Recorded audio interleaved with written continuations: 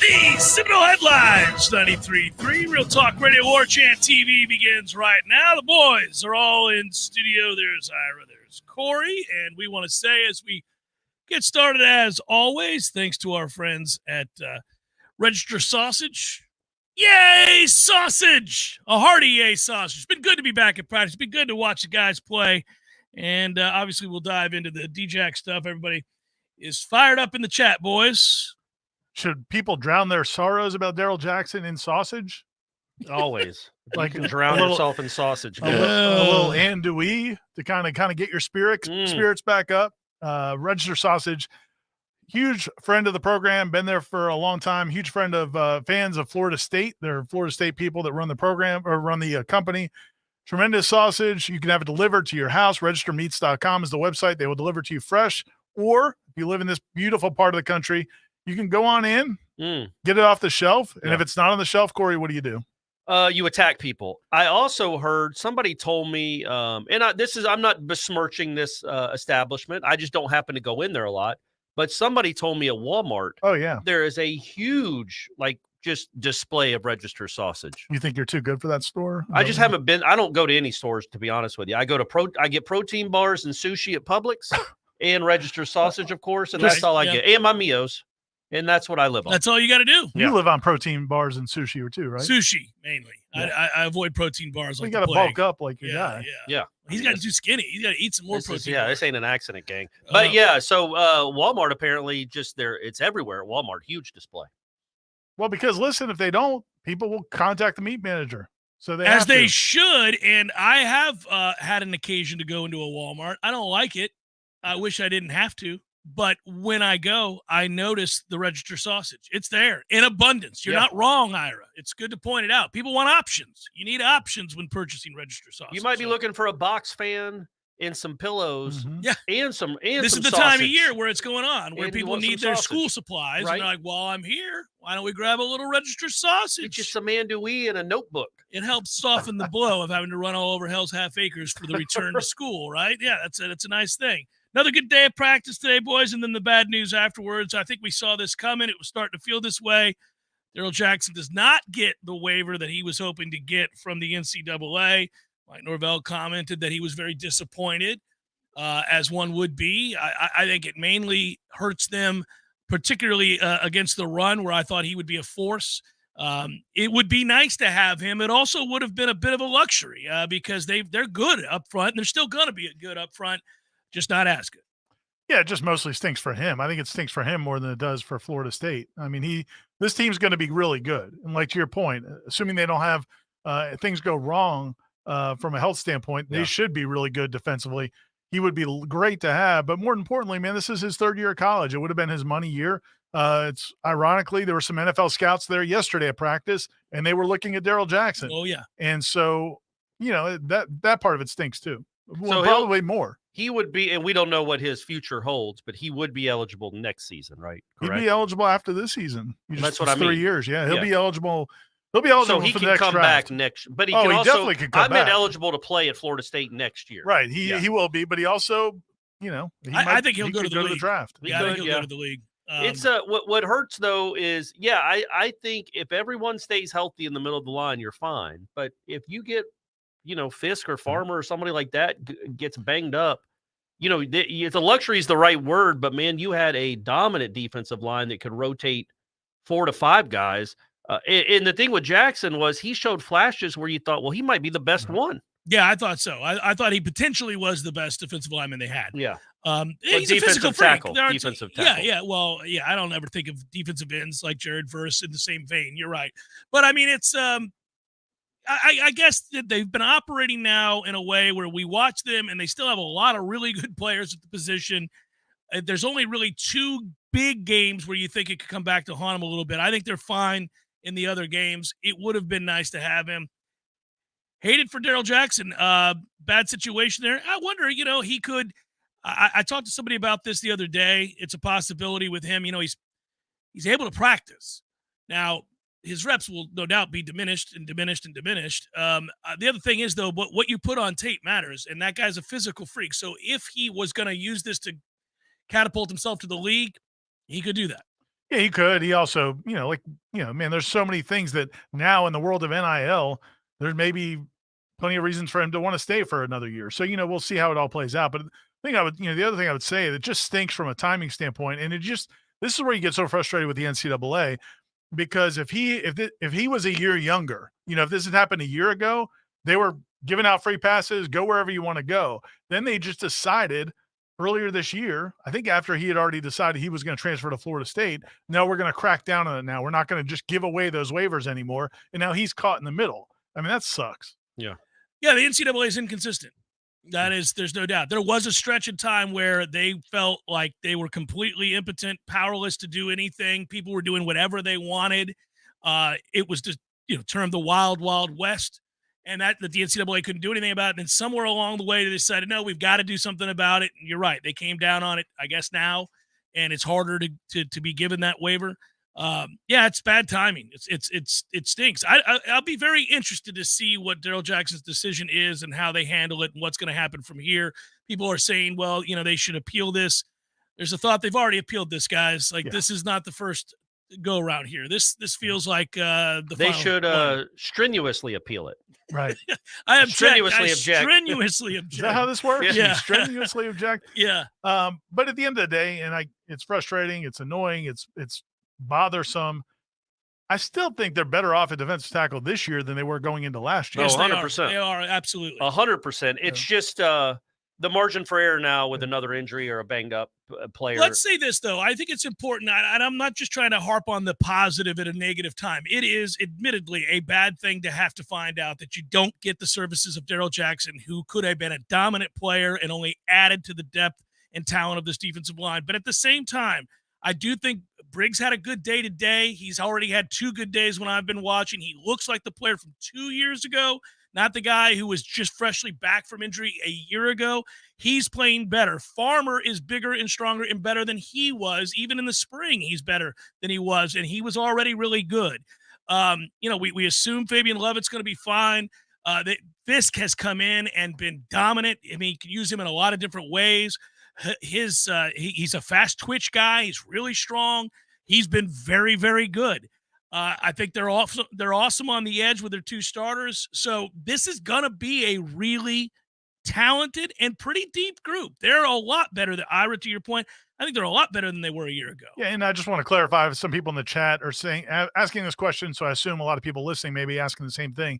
What we were talking about when we say that they probably won't appeal is this has been an appeal process. The way these things work is you get denied initially, and I think we talked about this, over the last couple of months. He's been denied, but they were never going to say he was denied because they kept appealing, and they're going through that process.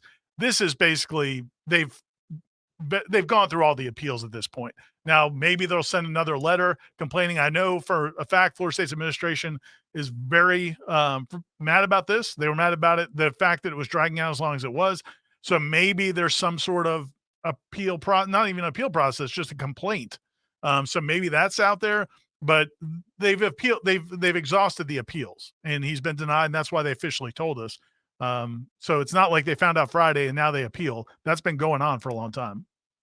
From here, though, I think that we will continue to point out that practices have gone well every day. There's another guy that has a good day. Yesterday, I thought Gilbert Edmond had a really good day. We named several people yesterday that we thought had good days. Who stood out to you guys today? Anybody that jump off the page for you? Yeah, I mean, we can stick here for now. Fisk. I thought Fisk was good yesterday, and I thought he was better today. He made a couple. He pressured Jordan into an interception in the red zone 11-on-11. He's really, really hard to block. A double team is what he did. Yeah, I mean, he's really hard to block. You're gonna love hearing this, Ira, but I'll be honest. I like the guy's motor. I think he's got a high motor. It doesn't stop. He's relentless. Probably faster than you think, too. Faster, but more athletic than you think. Yeah, probably. And quite honestly, it's like having Coach Odell on the D-line with you. You have an assistant coach. You have a GA. There it is. I covered them all. You got every base covered. Yeah, but no, for real, he's been a really impressive addition, I think. People haven't seen him. He's from Western Michigan. Maybe not the pedigree from the school anyway that Darrell Jackson came from, but he's a really nice addition, and he alone makes this defensive line. You basically replaced Robert Cooper with him. Right, and it's different. guys, different type of guys, but I think he clearly more impactful. Yes, and you've replaced last year's Joshua Farmer with this year's Joshua Farmer. You still have Fabian Lovett, so you're still ahead of the game. And a year ago, Dennis Briggs was still back and forth between positions, and Tafasi wasn't eligible yet. Yeah, I like Tafasi too. Daniel Lyons and Malcolm Ray. Lyons, but not to minimize Daryl Jackson, because I think he could have been an impact guy. Not a dude, not a depth piece, but a real impact defensive lineman that you just lost. That would have been nice to have in the fourth quarter. Speaking from a physical standpoint, he didn't look like this coming out of high school. He was a skinny defensive end coming out of high school. But if you look at Daryl Jackson today, that's what the dudes at Georgia and Alabama look like. Correct. Yeah. They've got some other really good defensive tackles that are really nice players, but wouldn't fit in necessarily with some of those guys. Daryl Jackson would fit in any defensive line room. And do you think maybe, and again, I think Tafasi is going to be good. Lions might be good. I don't know if they're ready to be impact players right now in 2023, but maybe the one difference now between the Georgias and Alabama and all those teams many of the teams ranked ahead of Florida State in the poll, is they have a Daryl Jackson in their rotation, and you just lost yours. Does that make sense? I said it in the spring. I thought Daryl Jackson, if he decided to play hard and play consistently well every day, could be the best defensive lineman they have. I thought he was a huge difference maker. Yeah, I think that is the difference between the very, very, very best teams in the country and those that are just on the outside looking in.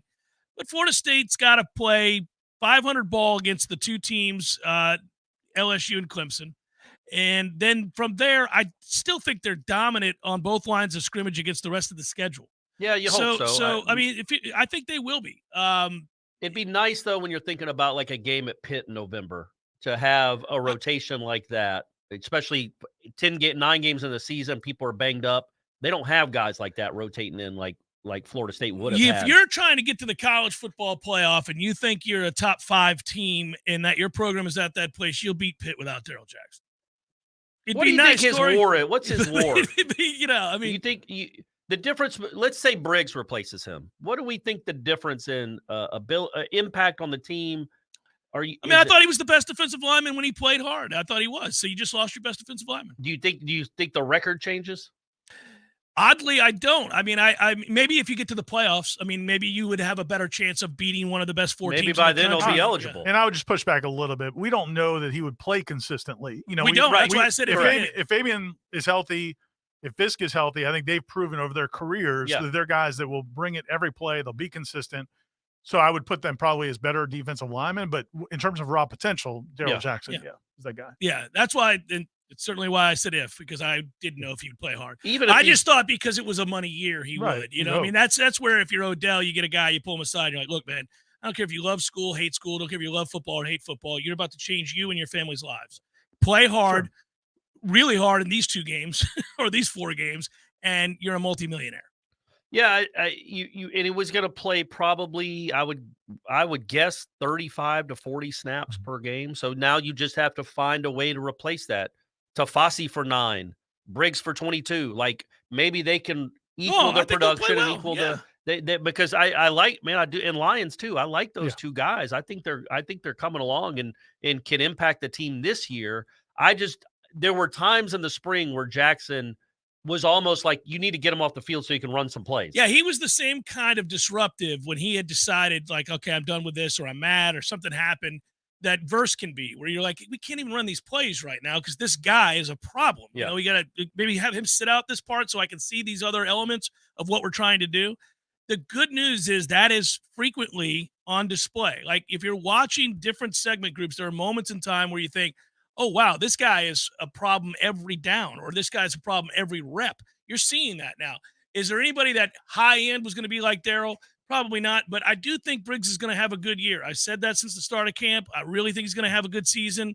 I thought he was on that track before the injury a while back. He hasn't shown any signs of being close to the guy that was coming up before the injury against Louisville until this year, until now. Now you're seeing it again. He had a good practice today. It's also a full year, right, of him knowing his position. Mm-hmm. Yeah, that helps. You know, I mean, he had a good day today, and I saw Odell praising him and talking to him like that. I mean, that guy's hungry too. He's going to want to make an impact. He's going to want to get paid. Like the wolf. And it's funny. Like we have a show like this where we're discussing, we don't want to give short shrift to how impactful Daryl Jackson could have been. Right. At the same time, if you were out there every day and you watch this football team practice, you'd still feel great about this football team in this season. Like this isn't, this team is loaded on offense. It should be very good on defense. There's so much to like, so you don't want to sit around and like moan about this one situation when you have a team that's, man, could really be special. Yeah. And you're not going to have to hold people to under. No. Like this offense, the way we look at this group right now, what are you going to have to hold teams down to 27 a game? Yeah. You're going to score a ton of points. Every day we go out there, that's the one thing that is very consistent. You just look around and you go, man, they are loaded here. They're loaded on the offensive line. They're loaded in the offensive backfield. You got a Heisman quarterback, caliber quarterback. You've got stud tight ends. You're elite now at the 2 or 3 wide receiver positions. You're really good. And the beauty is, it ain't like that offense is dominating this defense either. Like the defense, I thought was better today. I think the defense, you could say, is probably won the days that it's up and down. There's good competition, but that's the beauty. These wide receivers aren't just killing these DBs. The DBs are competitive. It's a much more competitive practice every day. Azareye'h Thomas awesome. is owning this. He's taking on the challenge of covering 14 and doing a darn good job with it, but he's going to lose some battles. Yeah, Johnny's going to win plenty too. It's Johnny Wilson, man. He would be doing that if he was in a Vikings practice right now. It's Johnny Wilson, but Azareye'h is stepping up to the challenge. I think he's got a chance to play a lot. You just see all these guys. Quindarius Jones, again, that freshman. Jarian Jones is playing really well too. Greedy Vance is playing well. These DBs, man, they are not backing down from the challenge, which is good to see because they're going up against what I think is probably an elite wide receiver core, not just a pretty good one, an elite one. If you get, I will say this, if they can get, I'm trying to think, they will with 2 superstars at wide receiver, right? So Keon Coleman is going to be a star. We agree on that. And I think Destin Hill is going to be a star. I just don't know what year. Well, that's what I was going to say. Destin Hill, how quickly can they get him? Because he's physically the part. Yeah. He is easily the part. He's fluid. He's thick. He's a guy that came in great shape. He doesn't look like a guy who's missed 2 years of football. And if they get him, and we already know Vandravius Jacobs, first day off without the green shirt, he's already kicking ass and dominating again. He had 2 long touchdowns today. So it'll be interesting. Seminole Headlines, 93.3 Real Talk Radio, Warchant TV continues in a moment. Apps Decorating Center, we're your locally owned Benjamin Moore retailer. We're your store for quality with brilliant and durable paints in a variety of sheens and thousands of colors. We're your store for service with one-on-one advice for contractors and homeowners. We're your local experts, and we're here to help with all your painting projects. Benjamin Moore, available at Apps Decorating Center with 2 locations in Tallahassee. Find a store near you and visit appsdecorating.com. That's appsdecorating.com. This is Dr. Finn from Finn Chiropractic, talking to you guys about a subluxation-free summer. How many times have you told your kids, sit up straight, don't slouch? Well, chiropractic care isn't just for adults. The problems in your spine can start at an early age. So while school is out for the summer, we're offering our phenomenal health exam for just $47. Avoid a subluxation and bring in the kids. Give us a call, 386-7700 or finnchiro.com. That's FENNCHIRO.com. When your AC unit decides to give up the ghost, it doesn't always pick the best time. But no matter what time, day or night, or day of the week, you can call E&B Heating and Air Conditioning. We'll be out to bring your AC unit back to life. We've been repairing and replacing heating and air conditioning systems in the North Florida and South Georgia area since 1974. So when your air conditioner stops working, call E&B Heating and Air Conditioning to the rescue. Services, conferences to call away. 222-7722. AC and electric is what we do. Service, repairs, and installation too. 222-7722. Parker Services, conferences to call away. Invest in a Peak Performance membership and you'll buy peace of mind in knowing that you're extending the life of your system and probably saving money on your power bill too. The program includes comprehensive tune-ups that keep your system running at its maximum efficiency. And Peak Performance members get many benefits, including priority service. Members jump to the front of the line when their comfort system fails, and a 15% discount on all parts. The Peak Performance membership pays for itself over and over again. Call today and have peace of mind. And now offering electrical services too. Parker Services, conferences to call away. Florida license number CMC 050334. Someone who thought texting was a better idea than stopping for a traffic light slams into your rear bumper. Now your back is injured and you've got to be at work and rehab, all without a car. I'm Dana Brooks of Basic Brooks Law Offices, and we hear stories like this every day. You shouldn't pay for someone else's mistake. Call us at 850-777-7777 and we'll make sure you come back stronger. There's fun to be had every night at the Corner Pocket. Take-home prizes on Trivia Tuesdays and Beer Bingo Thursdays. And kickstart your weekend with Martini Fridays. Plus, happy hour runs every weekday and game day specials every time the Noles take the field. Watch all the best games at the Corner Pocket's Vegas Wall, featuring 560 inches of flat-screen TV heaven. Oh, really? The best food, the best drinks, and the best place to watch all the games. Tallahassee loves the Corner Pocket. Life is stressful. Dinner shouldn't be. That motto is why Register Sausage has been doing business in the Florida Panhandle and Lower Alabama for over 75 years. A proud sponsor of Seminole Headlines, Register Sausage always provides the best Southern smoked sausage to over 140 grocery stores and restaurants throughout the Southeast. Headliners have discovered the Register's difference. You can too. To find a store that carries Registers near you or to buy directly, head to registermeats.com. That's registermeats.com. Register Sausage. Yay, sausage! Seminole Headlines returns now. Head to YouTube and search for Warchant TV today to catch the show live or on demand. Now, here's Jeff Cameron, Ira Schofel, and Corey Clark. MLB is in full swing, and MyBookie is going to be your one-stop shop for all your betting needs with a wide range of betting options, including money lines, run lines, totals, and futures. MyBookie gives you plenty of ways to bet on your favorite teams and players. You can also take advantage of the brand-new MyBookie Money Bag, which gives you the chance to secure a bet on your favorite team or player at insanely boosted odds. Sign up today at MyBookie. Use the promo code WARCHANT to secure a first deposit of up to $1,000. It's simple. Deposit $200 and play with $300 instantly. Use promo code WARCHANT to claim your bonus. If you're a baseball fan, you want to add more excitement to the rest of the season, look no further than MyBookie.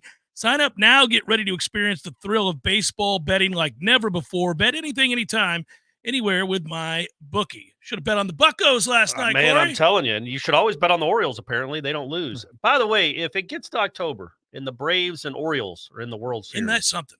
who are you rooting for?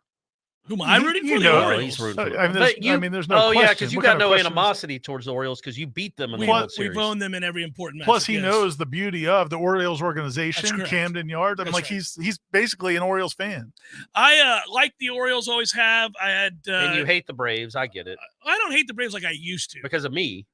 If Partly you didn't know me, you'd still hate the Braves. Yeah, but I know it was far enough removed from the heartbreak of Stan Belinda and all the nonsense that occurred in that ever important series. But I see that's our Sid Bream game. For you, it's the Stan Belinda game. Yeah, Stan I got Belinda you. game. That makes sense. No, but there's I grew to appreciate certain aspects of baseball. But to his point with the Orioles, in the mid '90s, I went up to Baltimore for about 4 seasons in a row. Just this person I was dating, and she had gone to Johns Hopkins, was a huge Orioles fan, was from Baltimore. And so we would go to all those great 90s Orioles games. And I saw the team that got robbed by Jeffrey Mayer. I saw all those. And I was always a huge Eddie Murray fan. How could you not be a Cal Ripken fan? So there were a lot of guys on that team that I liked. And Camden Yards was the first to kind of embrace what has become the norm in Major League Baseball now from a stadium standpoint. They brought back the charm of being right on top of the field. Camden Yards was unique and not just a cookie cutter. Yeah, and so I have nothing but love for the Orioles. answer is the And Orioles? the other reason is because, like you said, we won 2 World Series against the Orioles in dramatic fashion. Well, since you're gonna bring that up, I'll bring up the fact that so on that Sid Bream play, I remember I was in a bar in Gainesville. Wow. And I remember thinking to myself, there's no way he's going to try to score. You Did thought, you think he was thought gonna try Barry to score? Bonds would actually at least because get him out. I had a really good angle because I was lucky enough to be at the game. Folks, if you're a little younger, this was October of 1992. it's a recent reference. It was right. It was right after Wide Right too, actually.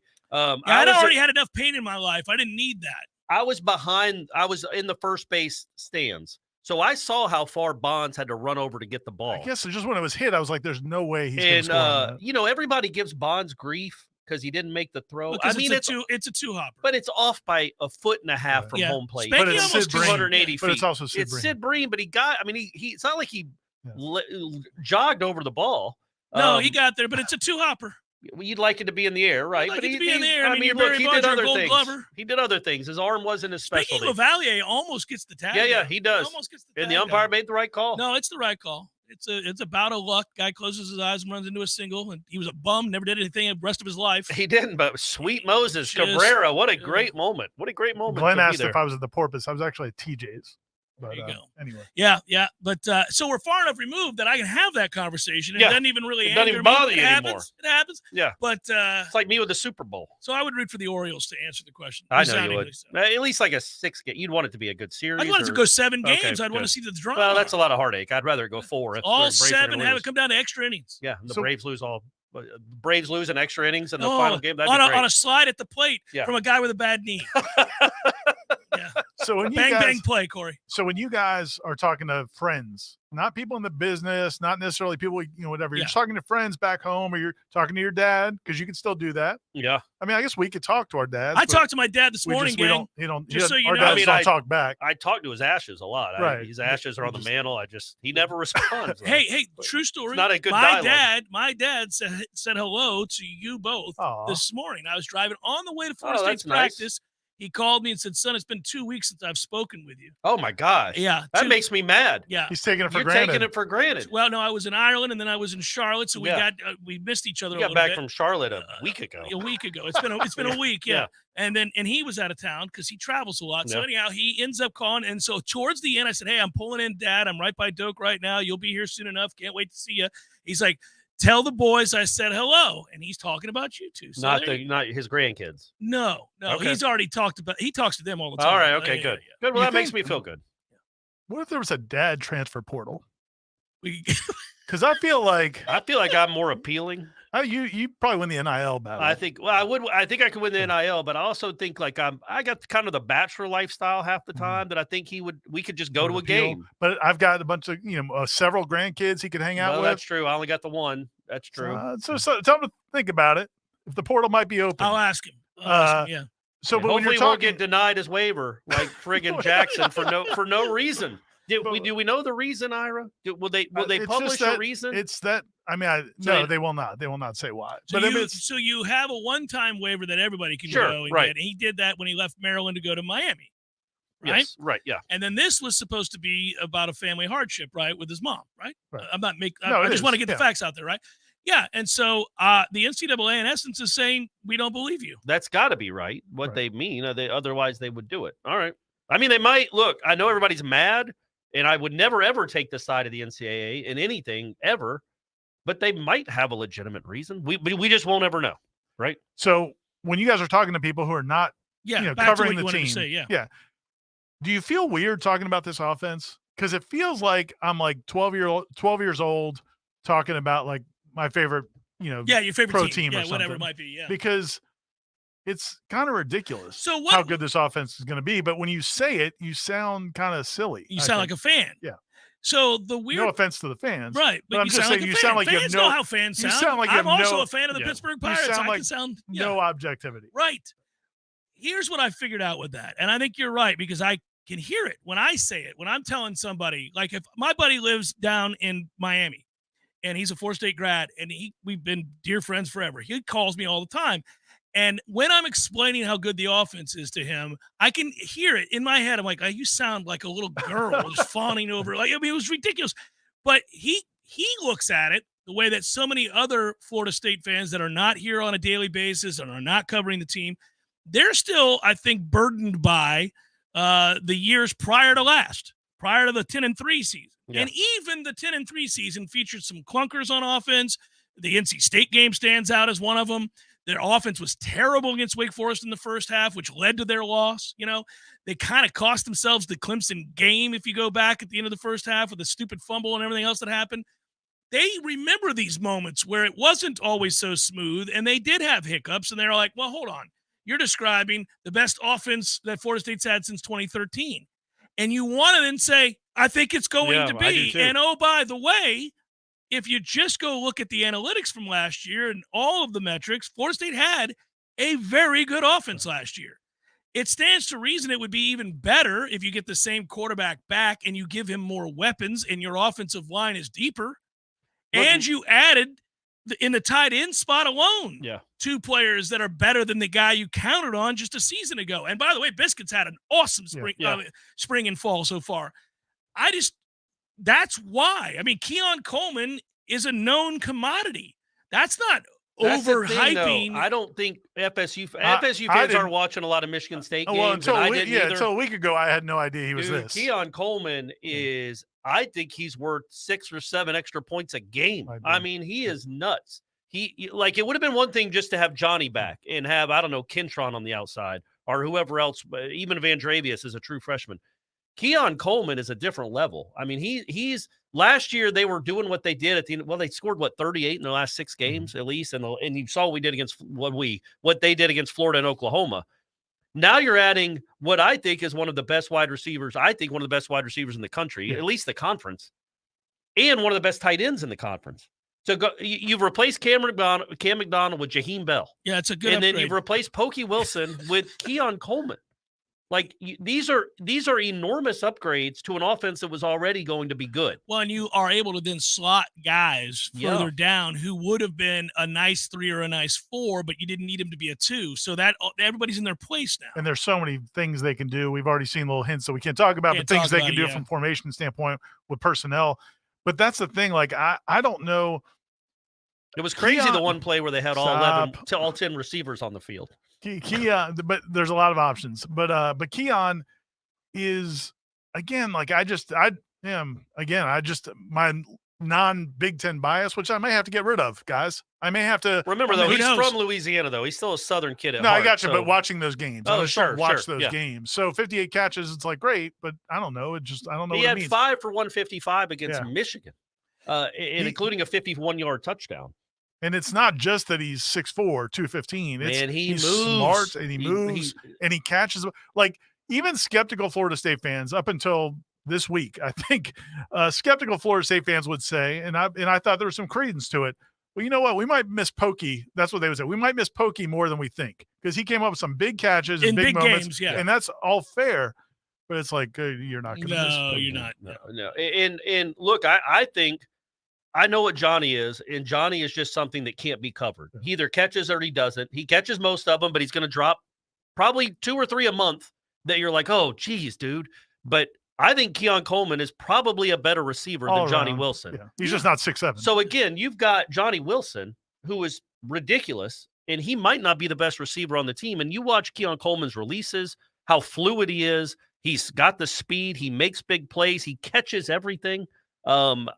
Man, I've been really, really impressed by that dude. Well, I knew I was going to be. So this is why, to answer Ira's question, the big picture, why you get giddy. It's hard not to. You have tangible evidence of improvements. The segment group is deeper and more talented than it's been in 6 years, 7 years. I made this point on Wake Up. I thought he was just still making. No, he wasn't. He was done. He was done? Okay. He talks all the time. Now. Oh, I meant to say that. I wanted to say this, but now I got another thought in my head. So you were now he's interrupting himself. Yeah, I did. He cut you off. Man, then he cut himself off. I'm becoming my dad more and more. He did not take his Adderall before. No, I am becoming my dad. Holy moly! So Jeff had you on the show yesterday. He did. And I don't really listen. I don't get a chance to listen to you much, but I happen to be in the car listening. Was that the shortest Ira Schoffel segment in Jeff Cameron show history? It felt like it was 180 seconds. It was a little longer than that. Are you like Ira's agent counting I'm just seconds? saying, I'm thinking about the he's listeners. planting the seeds to break us apart is what he's doing. Divide and conquer. I'm just saying, I'm speaking for the listeners, I think. And I was like, he wants you to declare who you're going to root for.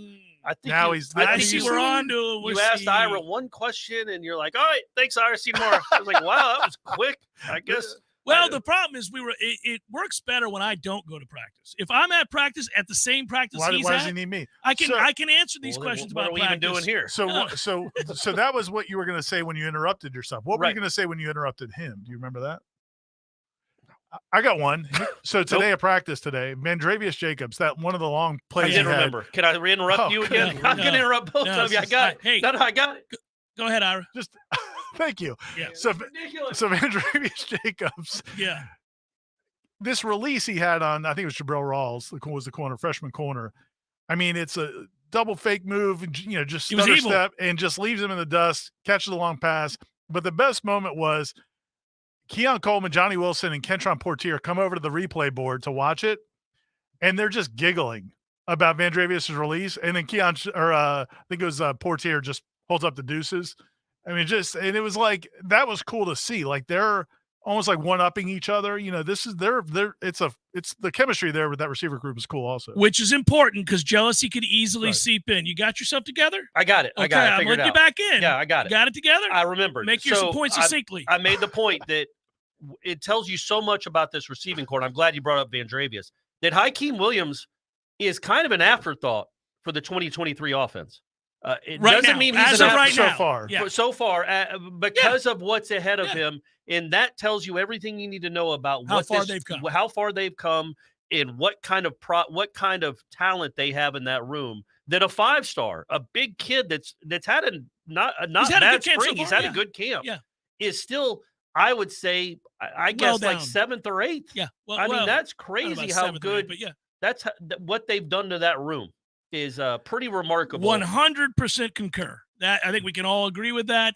And sometimes you pinch yourself when you're at practice. Like if I remove all objectivity and I just say I'm a fan and I'm rooting for this team to kick ass, and I am. People know that. I can't fathom how far they've come. That receiving core 3 years ago was pure ass. It's almost like what the pure O-line has done. ass. Some nice kids. And nice wonderful kids. Human beings, I'm sure. Good parents too. But the that point was is the sign they had above the door when they walked out to go to practice. They all had to hit. It just said pure ass. Try to not be pure ass today. A little bit. Yeah, it's come a long way. But just think about where we were. We were at practice. I think it was 2 years ago that Parchment came. Yeah. So we're at preseason practice. That's 2 years ago. And we love you, Andrew Parchment. All-time great moment. 4th and 14 forever, buddy. Yep, that's right. In everybody's heart. Tattoo on your forearm, baby. But in that camp, remember we would talk about how hard they were coaching Andrew Parchment because, man, they need him to be that guy. They need him to be that guy. The kid from Kansas had to come in and try. Yes. Could you imagine him, like, where would he fit in this rotation? He would not. So, I mean, it's just, and no offense, Andrew, no. but that's just, again, illustrates how far they're raising of the floor across the board. There's no doubt. Seminole Headlines, 93.3 Real Talk Radio, Warchant TV continues in a moment. Your local news now. Due to excessive heat warnings for the next few days, a cooling station is being offered in Leon County. The cooling station will be located at the main library located at 200 West Park Avenue. Today through Thursday, the cooling station will be open from 10 until 9. Friday, the cooling station will be open from 10 to 6, and on Saturday from 10 to 5. A man was shot in the leg outside a Tallahassee apartment complex on Monday afternoon. The incident unfolded around 3:51 p.m. in the 1500 block of Lake Avenue on the city's southwest side. Someone called 911 after the shots were fired, but when officers arrived, they could not locate a scene. Witnesses told police that there was an altercation in the parking lot before the shooting took place. The man was driven to the hospital by a civilian. He is expected to survive. Multiple shell casings were recovered at the scene. However, it is unclear if they were related to this shooting. There was no other evidence that a shooting had occurred in the area, and those involved have been uncooperative. No arrests have been made, and the investigation is ongoing. This is Rachel Anay with your Real Talk 93.3 local news update, brought to you by Macklemore Systems, Tallahassee's go-to Mac store. Check them out online at MacklemoreSystems.com. This is meteorologist Paul Trombley with your Real Talk 93.3 weather update. An excessive heat warning continues until 8 p.m. tonight. An excessive heat watch begins at 11 a.m. tomorrow and continues until 8 p.m. tomorrow night. Scattered thunderstorms likely this afternoon. Otherwise, sunshine mixed with clouds at times. Daytime highs approaching 96. Southwesterly winds 8 to 15 miles per hour. This report is brought to you by The Lawn Johns. For all your landscaping and lawn care needs, visit thelawnjohns.com. Right now, 94. So everybody knows, Eddie, that you are a spectacular cook. Of course they know that. If they go into Bumpa's, the food is always good. I mean, everything on the menu. Mm-hmm. Everything at Gordo's is delicious. I always, of course, get the bungalow chungla, as I call it. The bungalow chung, Jeff? Is that what is the pork? The bungalow chung, Jeff. Okay, the bungalow chungla. It's delicious. All these things, all the items, everything you do, a master cook. But, sir, I would ask you, what is a skill that you possess that you're particularly proud of that nobody would know and that you could share with us here? Growing hair, Jeff. Growing hair. You're an asshole. Gordo's, bringing the flavor and flair of Cuban food to Tallahassee since 1996. Life is stressful. Dinner shouldn't be. That motto is why Register Sausage has been doing business in the Florida Panhandle and Lower Alabama for over 75 years. A proud sponsor of Seminole Headlines, Register Sausage always provides the best Southern smoked sausage to over 140 grocery stores and restaurants throughout the Southeast. Headliners have discovered the Register's difference. You can too. To find a store that carries Registers near you or to buy directly, head to registermeats.com. That's registermeats.com. Register Sausage. Yay, sausage! Seminole Headlines returns now. Head to YouTube and search for Warchant TV today to catch the show live or on demand. Now, here's Jeff Cameron, Ira Schofel, and Corey Clark. And the good news is this sort of enthusiasm translates even to both kickers who can't miss. Well, Fitz had one block today, but he's been good in the camp. Shaheem the Dream. Shaheem blocked that. I'll tell you one thing that I didn't like about Shaheem today, and he's been fine, nothing bad about him, but he had a rep in one-on-ones against Destin Hill in the end zone where my man just grabbed him by both shoulders and was like, I'm not giving up a touchdown. I'm just going to grab you and tackle you. It's like, I'd like you to be, yeah, you probably can't handle it was Keon Coleman, not Destin Hill. You probably can't handle him. You're a safety. He's a really good receiver. I get it's a mismatch, but let's compete a little more than just straight up grabbing them. I think you're going to see that when they get serious around scrimmage time. Like, we won't be able to watch the scrimmages, but when they have officials come in and they start getting serious for these 11-on-11, one-on-ones, good on good, the emphasis will be on competing without committing penalties time and again. That was a heinous one. Well, Greedy does it once a day. Yes, he does. Greedy Vance is the handsiest corner in the history of college football. It is unreal. Well, they can't call it every play. That's right. They're very physical. I do like that they're aggressive to the ball. They seem to have shifted and clicked into a different mentality. Very impressed by that. Everybody's confident in playing fast. But yeah, it's an interesting week. You can tell the coaches are breaking them down, having them work hard. It'll be fascinating to watch this play out. So tomorrow, when do they go full pads? When's their first full pads? Corey has the information. I got it from a good source.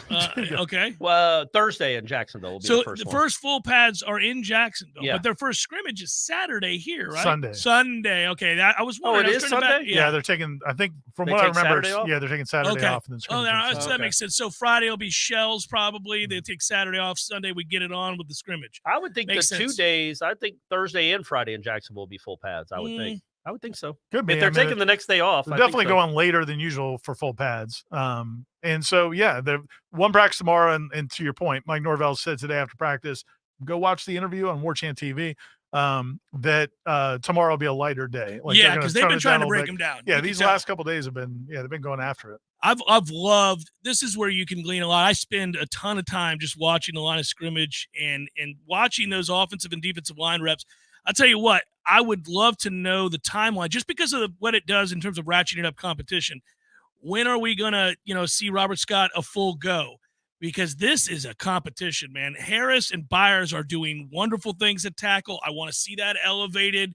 I want all the guys to participate because I'm ready to watch that battle continue to play out. It's been very physical. Just to cover our bases here, Mike Norvell did say today that Rob Scott is on a plan. Right. He said that yesterday too. For him getting full, into kind of everything to be. Yeah, I wouldn't have brought it up if he hadn't. Yeah, no, he's mentioned it more than once. So, but yeah, I mean, there's battles all over the place, and I every time I watch Bless Harris, Battles End is all over the place too. Am I right? Out Jeff? there, yep, everywhere, every which way. Yeah. Hey, but Harris is having probably the best of all the linemen in camp, in my opinion. I think the Battles End could send a shipment to the NCAA to get. I'm not saying a bribe. Pay off some people. I'm not saying a bribe. You're not saying a bribe. You're not Suggesting even a bribe. implying something like that. No, I'm just saying he wouldn't do that. But a gift, just to not an inducement either. No, not an inducement. It's not pay for play. Nobody's doing anything like that. None of that. It's like a Garnet truck. You think they want trucks? Indianapolis people in Indiana drive trucks. No, just something. That was just a thought. It's not a bad thought, Ira. It's not a bad thought. But I'm sure it's been explored if it's possible. No. I'll tell you what, Blue Chips would be a pretty boring movie now because everything they were doing is now legal. Hey, you want a tractor, Ricky? Yeah. Oh, there you go. Hey, we're just recruiting. Whatever happened to Ricky? The kid really played at Indiana. Well, you could tell he was played, but he was a starter at Indiana. I can't remember his name, but he wasn't Penny or Shaq, but he started at Indiana. Yes, he could. Well, all right. Sorry. Yeah, no, I don't know if we can bribe the NCAA if that's what you were inferring at all. Clearly not what I was implying. But I would say that, well, let's so back to the battles. Les Harris is having really good days. He is. And he's really, been great. Yeah, I mean, and there's so many, I've really enjoyed watching the young guys. I read an article yesterday about some of the newcomers from the summer. One guy I want to mention, I don't know how much he'll play or if he will play at all, but at that position, I think KJ Sampson's going to be a stud at Florida State. The defensive lineman, young kid. I like him a lot, man. I think he's really good. So it's fun in those battles you're talking about, watching them. They'll have the top guys be battling, and then they'll have the other guys, the younger guys, and he's going to be something. Just like we knew a year ago, Tafasi was going to be something when he was redshirting, and Daniel Lyons. So there's a lot to like about that young group. And they have to go up against real players, right? Like real guys that could start at many schools. It's cool to watch the rotation, and you watch these guys. That the matchups time and again. I saw Byers today have a really good rep and a really good matchup, and then right after that, Armella assumed that spot and came in, and he had to go. I can't remember. Yeah, he was going against Gilbert Edmond off the edge, and that was a great matchup. Gilbert had his best practice, I thought, yesterday. Had a couple big plays again today. Mm-hmm. He's coming along. One thing to notice about him specifically. The added weight is helping him. He's a stronger dude. You can see it in basically the trunk. He's a thicker kid, and you can tell he's stronger. So I can't always tell when a guy gains 7 pounds, 5 pounds, 12 pounds. It's hard to see that translate. I think it has with him. Yeah, and I think when there's a lot of guys that, Patrick Payton has come a long way. I mean, there's guys that Florida State fans saw last season, and then you're going to see them this season, and they're look like different guys. Different dudes, yeah. Josh Farmer's another example of that defensive line position. The Bama table's here. Yeah. We finally got it. It's here. Josh Storms and the rest of that nutrition group and everybody else, good job. Those are some hosses. It's funny. Everybody that comes to practice, whether they work at the university or they're a former player or whatever it is, when they come to practice, that's the first thing everybody says is, man, this looks a whole lot different. Yeah. Think about how depressed we were the first time we saw Jermaine Johnson. We're like, damn, that's what everybody else has? Yeah, he couldn't even start. Only guy that looks like that here. And now everywhere you look, guys look like that. It's crazy. I mean, they have. Well, that's why that you're talking about potential of 12 people being drafted. Yeah, wait till they get that Big Ten money. It's going to be flooding. It's going to be flooding the NFL draft. I do think we need to touch on it real quick, gang. That if the ACC can somehow land this coup. And Stanford Cal and Stanford. What a day! What a momentous day! You don't need to leave. Yeah, I mean, just think of the impact of the water polo around the league. Oh, it would be incredible. Well, in the case of Stanford, fencing, right? Anything to do with horse riding, rowing, horse, equestrian. They dominate. Always do. Always really good at that. Probably. How are they going to make those? They're going to make those horses travel all the way across the country for these competitions. Horses sleep standing up when they travel on planes. We learned that in Ireland. Oh, they fly horses? Oh, all the time. Oh. Over in Ireland, which the second best at producing horses of a championship caliber, as Ira and I know. It's all from our trip to the track. They just fly them over, and those bastards just sleep standing straight up. I wish I could do that. Who's the best? The United States. Yeah, that's right. Yeah. That's right. Yeah, exactly right. Going against a country of 5 million people as opposed to okay, gotcha. And a lot of those horses come from Stanford. Stanford's been producing championship horses for years. But man, I was envious when they told us the horses could just sleep straight up. I was like, damn it, I've wanted to sleep standing straight up many times. I always thought, do y'all know who Nate Bargatze is, the comedian? Yeah, the comedian, yeah. He had a bit, and I agreed with him. He drove past a house that had a horse laying down in the yard. And he assumed the horse was dead. Yeah. And I would have too. And it was not dead. I mean, the whole bit's a lot funnier than I just made it. But I always thought if a horse was laying on the ground on the side, it's dead. But they can sleep laying down. Oh, they sleep standing up, sleep laying down. I mean, horses got a good life, don't they? Almost like Ira. Ira told me, and he taught me. I saw it firsthand. He can sleep anywhere in the drop of a hat. Oh, absolutely. My man can just lean back. When he said it, I was like, oh, well, he doesn't mean that he can literally just fall asleep sitting straight up, but he can. I got absolutely it. Can. But I got it honest because my dad would read. I was telling him, my dad would read the newspaper when he came up sleep from work while reading it, and he'd have the newspaper up and he hasn't changed the page and. He's invested in this article, and he's sleeping, but he's still holding the paper. He's taking in the numbers and really reading everything. Sure. When he was alive, because now it wouldn't be much of a trick. I don't remember anything my dad did.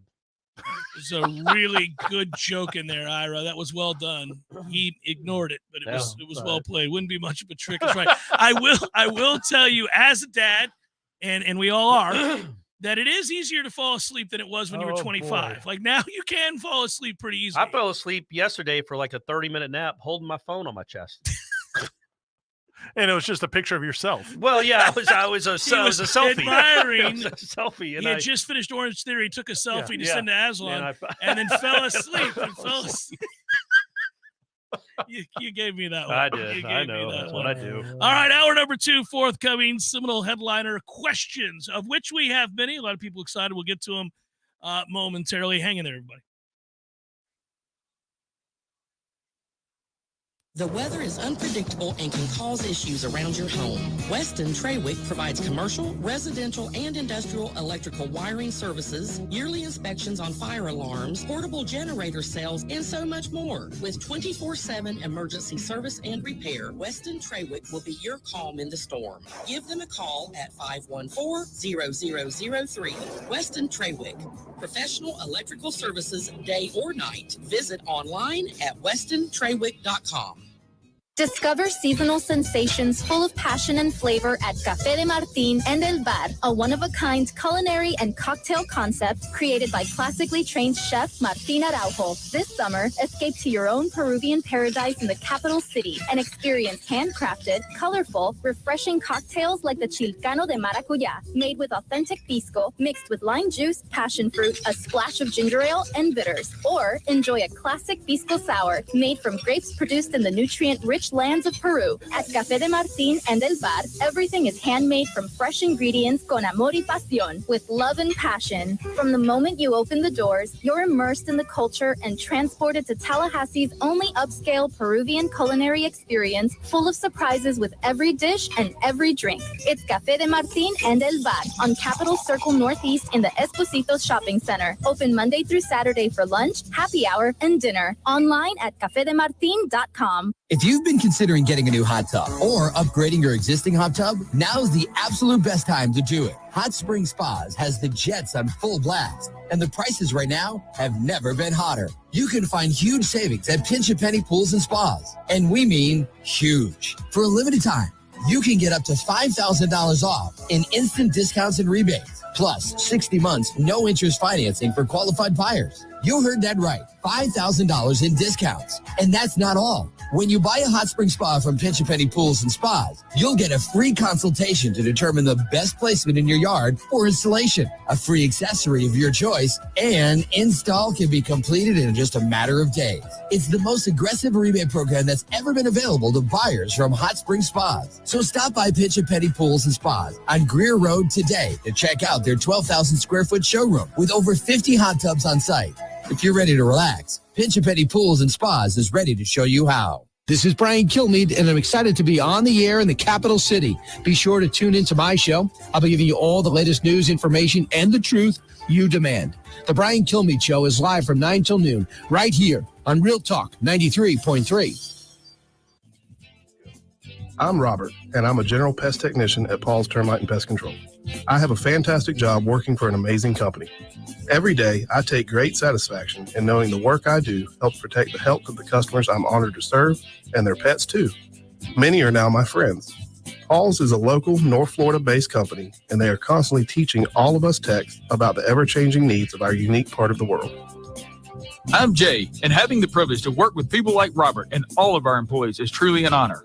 There is no doubt that the staff of Paul's Termite and Pest Control is the best in our industry. All of our people are local, and local really does mean something. We're North Floridians. Our kids go to school here. We shop here. We build relationships here, and we honor our commitments. To all of our customers, thanks for trusting us to protect your family, pets, and home. For the elimination of termites, any other pests, and a greener lawn too, call Paul's. We'll get them all. Honey, I just got a text from Dave. He wants us to come over for a barbecue. What's our excuse for not going? Oh, no need for an excuse anymore because Dave got a new grill from Hearth and Patio. Oh, thank goodness. Dave, we will be happy to join y'all this weekend, and congrats on the new grill from Hearth and Patio. My wife said she would bring potato salad. Hearth and Patio invites you to elevate your grilling game this year with one of their amazing grills from Fire Magic, Royal Master, or Blaze Grills. Call them today, 850-727-4282. That's 850-727-4282, or visit them online at hearthpatiotallahassee.com. Hearth and Patio, making barbecues great in the Sunshine State. Honey, Dave said no raisins in the potato salad this time. Call them today, 850-727-4282. That's 850-727-4282, or visit them online at hearthpatiotallahassee.com. Many orthodontists in Tallahassee can straighten a smile, but at Birch Orthodontics, they're dedicated to providing the finest care possible. The experienced and friendly staff is trained in all of the latest techniques. So whether you need standard treatment like braces or Invisalign, or you have a more complicated case requiring extra attention, Birch Orthodontics is here for you. Set up your free consultation today by visiting birchorthodontics.com, BURCH orthodontics.com, or call 850-877-1692. At Birch Orthodontics, they create beautiful smiles that last a lifetime. Coming up next, more of the Jeff Cameron Show. Live and local on Real Talk 93.3. WVFD. Greta, Tallahassee. The latest betting odds and live movements from Vegas. This is your action update. Now here are your latest lines from our guys in the desert. Braves hosting the Cardinals today at Tropicana Field. Zach Eflin for Tampa Bay, 12-6, 3.46 ERA. The Rays are another 66 favorite. Miles Michaelis for the Cardinals, plus 151, 8.5 under the total. Pirates over the Braves, 7-6 yesterday as a $2.40 home underdog. Today, the Braves send out Yanni Chirinos, 5-4, 4.42 ERA. He's $1.56 road favorite against Mitch Keller and the Pirates, plus 142, 10 over the total. Jacksonville Jaguars open up the preseason Saturday, 4-point road favorites at the Dallas Cowboys. Get your free VSiN subscription right now at VSIN.com. For more sports betting news and information, go to VSIN.com. Mike Sennett, Real Talk 93.3. Every piece of land has a story. The Upshaw's right there's with a John Deere 1 Series tractor they call Penny. When the project comes up, you have to just jump in and figure out what is it going to take. From front loader to backhoe, the Upshaws have the tools to DIY all day long.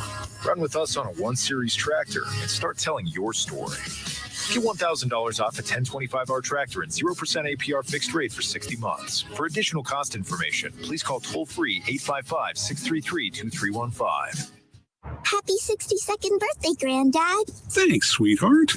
I got you this. A mug. Oh, thank you. What does it say? Beware, if you are 60 or older, you may be at increased risk of hospitalization from RSV, respiratory syncytial virus, compared to adults younger than 60. Not all dangers come with warning labels. Talk to your pharmacist or doctor about getting vaccinated against RSV today. Learn more at bewareofrsv.com. Brought to you by Pfizer.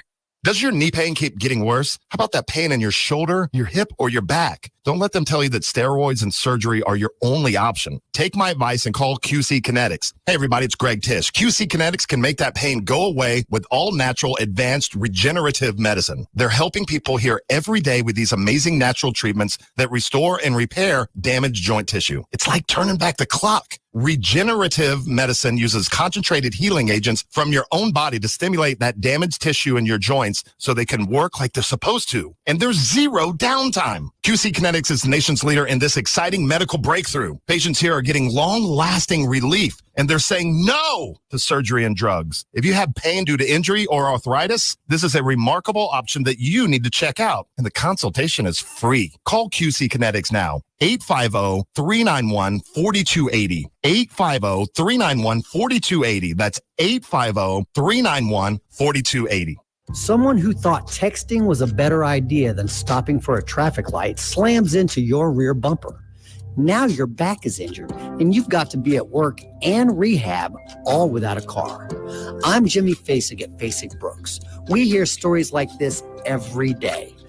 You shouldn't pay for someone else's mistake. Call us at 850-777-7777 and we'll make sure you come back stronger.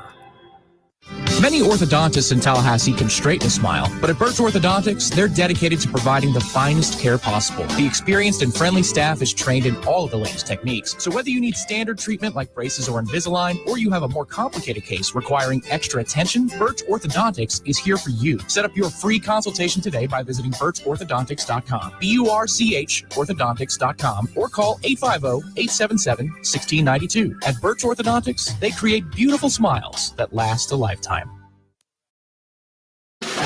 It's time for Seminole Headlines, featuring Warchant.com's Jeff Cameron, managing editor Ira Schofel, and senior writer Corey Clark. Your weekly dose of all things FSU, pistols, and pies starts right now. Here's Jeff Cameron. Hour number 2, headliner questions coming your way right now here on Seminole Headlines. Before we get started, there's some good ones. Excited about that. I say thanks to Dr. Birch and Birch Orthodontics, best in the business. Just saw her this week. Going to see her again in a couple of weeks. Things are going well. Boys are all set. Bryce's retainers all good. Everything's good. Clark's teeth are almost completely perfect. The plan has gone to perfection. So nobody's ever going to know he was an alien. No, not at all. I'll remind him to humble him. You'll remind him, but nobody else will know. Nobody else will know. They'll see him and just think he's a normal, good-looking kid. It's amazing. And he's you know what? He's handled it better than Bryce did. Bryce handled it, but he didn't like it. He was annoyed by having to have braces. I'm like, well, join 99% of the kids in America. But that's nobody likes braces. Nobody likes to have braces, but you got to get them. Bryce wasn't probably as motivated either. Clark knows where he came from. Yeah, Clark knows that he had some alien teeth. He needed to get that fixed. He's like that kid. He's like the Jared Verse. Like he had to go to Albany. Wasn't recruited. He always remembers that kid. He's taking care of his teeth for that kid. Right. That kid, that 11-year-old. Yeah. Kid that was being made fun of by a dad who was insensitive. So this is pretty cool. So there you go. Hold him up. Doug came by yesterday and gave us some Dr. Birch shirts. You dropped them off, yep.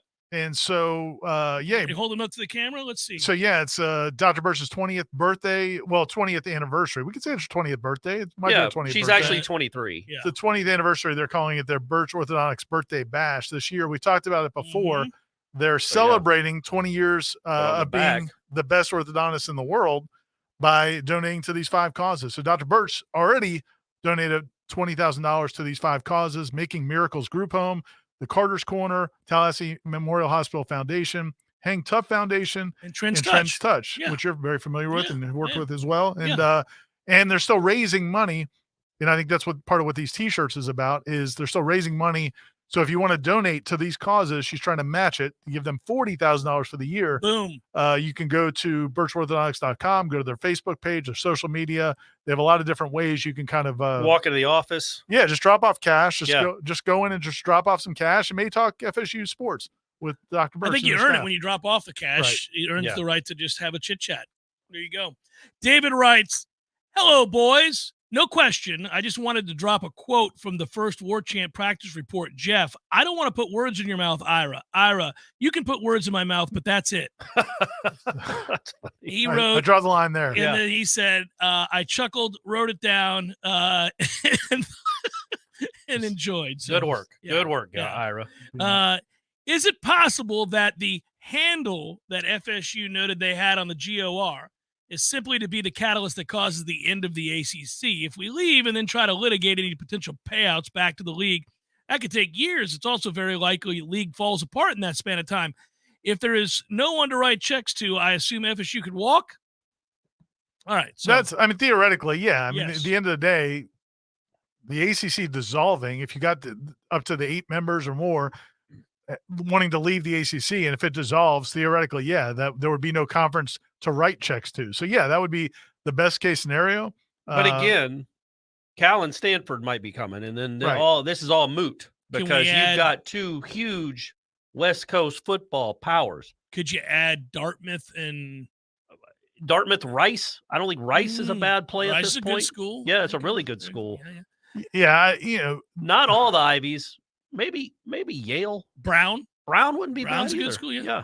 I'd like to go to a game. The good thing is we should know more within the next week, because they do have that deadline if they're going to try to move for next year. We don't know if that's going to happen or not, but that'll be nice because there's plenty of speculation. You can get on Facebook. There's a headliner question here. Headliner question from Jeff. in Tallahassee. First time, long time. Yeah. Here it is to you boys. If nothing is announced by the 15th, did FSU screw up? Can you hear me and see me right now? Okay, I just kicked like a power strip down there, and I was making sure that we were still on the air. You're good. We're still good, You're as far as we know. I saw you next thinking. question. Well, it's funny. Like, as you talk to people, I mean, I think there are people even in the university, because the reality is very few people know exactly. I know everybody wants to act like we know this. The president knows. The athletic director knows. That might be about it. The president Peter of the board, Collins might know. the board of That's about trustees, it. chairman. There's not a lot of people that know exactly what their options are and what they could possibly do. So there are a lot of people at pretty high levels who are, a little bit concerned that this is going to go the way they hope it's going to go. But nobody knows for sure. Reach out to me, right? Just a coach and say, "What's people are wondering," and so we'll have to see. But was it a mistake? I don't know. I mean, does it even? I mean, are they going to be putting time out? Could they have waited for the board of trustees meeting in December to come and do all that? And I say this legitimately, and I know Florida State fans are worried about this. You have to go play 8 conference games in your persona non or programma non grata in this conference. And they, it wouldn't be we wouldn't put it past ACC officials to maybe look the other way when a Wake DB is tackling. You're right, because they've been getting a good whistle before. Well, that's what I'm saying. Now it could be even worse. That legitimately, like, in what would have been gained? What was gained from doing it in August if you could have done it in December? I think that's what I'm saying. You still got to do it and get the ball rolling. I think it kind of goes back to the initial question, where, well, first of all, I mean, theoretically, they still would love to get out. I think Clemson has a board of trustees meeting this week. Yeah, but who knows? I mean, just I know. There. But going back to the initial question, they knew there was going to be a lot of upheaval in the Pac-12. I mean, like, it was pretty obvious that something was going to happen there. And Michael Alford actually brought that up in that February meeting, is we're keeping an eye on what's happening out west. Sure. And so now if the Pac-12 is destabilized and the Big 12 is in expansion mode and the Big 10's got to figure out now there's more teams available. Like, I mean, as of a month ago, it sounded like the Big 10 had no interest in Washington and Oregon. And now all of a sudden they're like, okay, we'll take Washington and Oregon. I mean, everything's changing. And that's the one concern I have a little bit, is there's so much changing. And now that there's pushback on this perception of these conferences are ruining the sport, like, does that make some people maybe tap the brakes? But the reality is, I don't know that if Florida State would have stayed quiet, the Pac-12 deal wasn't going to go through either way. Well, so the destabilization of the Pac-12, which led to the departure of teams, was going to happen whether they were moot or not, right? And I think the thought process was, though, from Florida State's standpoint, let's, destabilize as much as we can because we want this chaos, which could open up everything else for Florida State to leave. I don't know, again, if it doesn't work, I mean, from a standpoint of what do you care about, other than maybe, you don't want your fans to be mad that they got excited and then nothing happens. But even Peter Collins said, when we did the video with him last Monday night, he said it may not happen as fast as fans want. I mean, I think he said that. There's not a ton of risk either. Like, that's the worst thing is you're in the ACC, you might get a bad whistle now. That you've always gotten a pretty bad whistle. And I still think but you do get hopes up, and then you're like, we'll be now. You got to go to Berkeley. I mean, it's been a strategic plan. We were all conceding that it's been a plan. It just seems to me it was I'm fine with it. I mean, I have no problem announcing you'd like to get out of an untenable situation and that you're looking out for your own best interests. Everybody is. I got zero problem with that. And I also don't worry about the pushback in the triangle. That's normal. They're operating from a place of fear and failure. So they understand that they're screwed. They're a dead conference walking, and they know it. And so their guard is up, and everybody's pissed. And anything that leads to further destabilization is what you're going to see, these retaliatory comments. But I do think if you're that aggressive and if you're throwing out numbers, and then there are stories about private equity firms and everything else, it seems to me that's all part of a plan, which I applaud. I applaud the plan, but I think it's a means to an end that people want to hear about. They want to know, okay, well, what's the next step? And what was the point of this very aggressive plan over the past year if it wasn't going to pay off somewhere here real soon? And I think things have gotten very quiet recently. And I think that tells me either one of two things. Either something is still going to happen within the next week, or it isn't going as well as they had hoped. And that's interesting. You don't know which it is. You know what I'm saying? Two very diametrically opposed. Yeah. And we'll see. Yeah. But I don't. Again, I just push back on the idea that where people who are like, because going back to Bubba Cunningham, North Carolina's AD, saying that I don't like this barking or whatever. It's like, you go to hell. I mean, is it better to do what Texas and Oklahoma did and just show you in the dead of night? Yeah. You've given them a chance Ursays. now. If Florida State and Clemson leave, they got two big blue bloods coming in right behind them Cal to and take their Stanford. spot. I just looked it up. Cal has been number 1 in football before. What year was that? 1951. So But they have it a history. happened. They have a history of They're being at the waiting top on of the this return sport. to glory, baby. 70 years. I keep hearing the SEC and the Big Ten cannot offer FSU a spot publicly for fear of being sued. How were the OU, Texas, and USC, UCLA announcements made when they still had multiple years left on their deal? Love all the shows, the Warchant universe. Keep up the great work. Thanks, Timothy.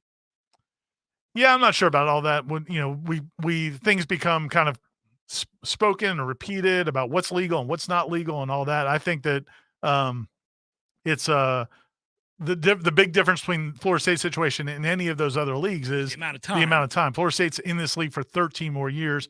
Those teams were coming up. It may have been 2 years, but it was still kind of Yes, coming they up. weren't in middle of the next decade like this one. Yeah, is. no. They were on the verge, and they even tried to get out sooner, but obviously they didn't want to pay the $50 million or whatever it was. But And I just looked it up real quick. Stanford's never been number 1, sadly, but they did get as high. And actually, Stanford's had some nice moments here in our lifetime in the last 15 years. Yeah, they've won the Rose Bowl. But they got to number 2 once, and it was 1940.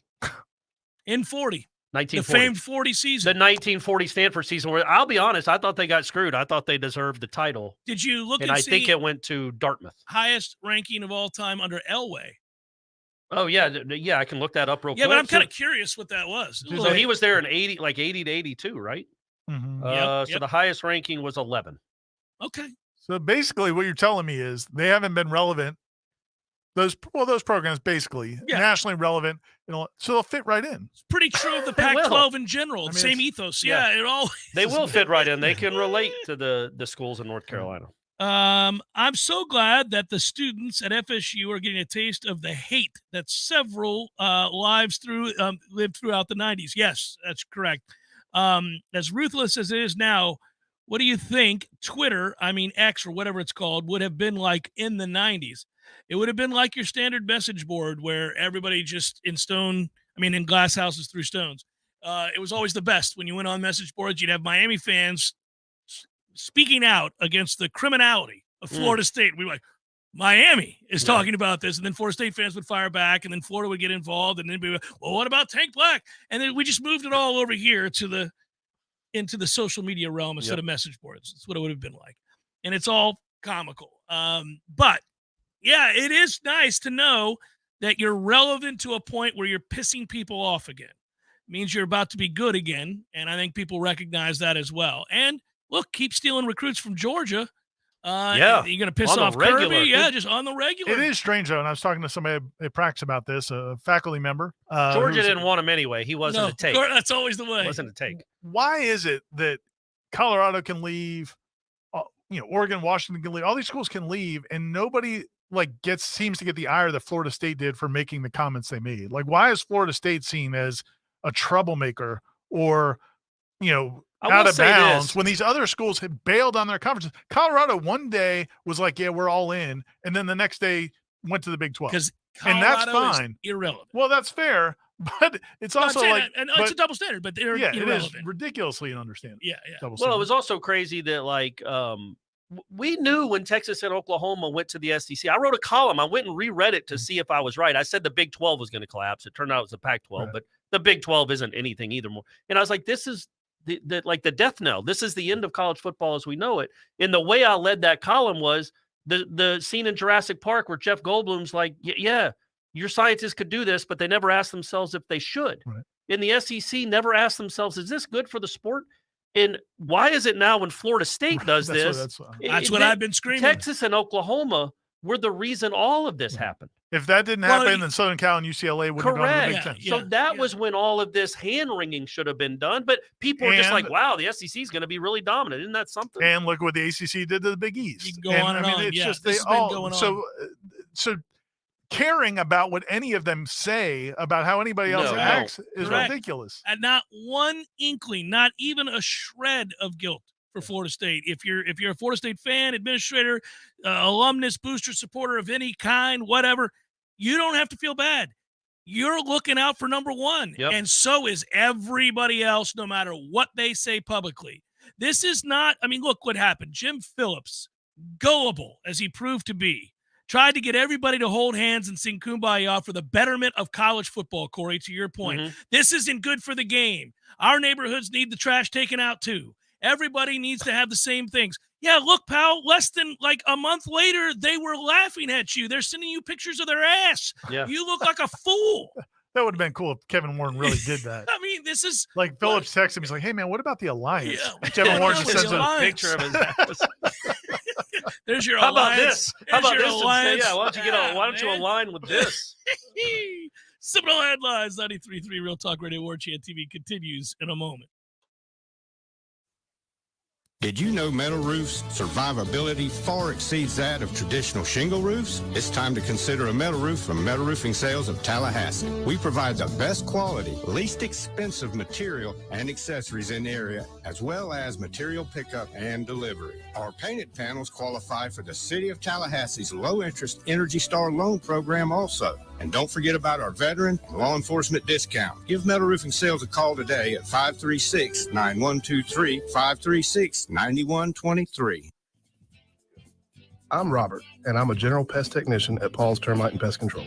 I have a fantastic job working for an amazing company. Every day, I take great satisfaction in knowing the work I do helps protect the health of the customers I'm honored to serve and their pets too.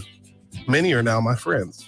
Paul's is a local North Florida-based company, and they are constantly teaching all of us techs about the ever-changing needs of our unique part of the world. I'm Jay, and having the privilege to work with people like Robert and all of our employees is truly an honor.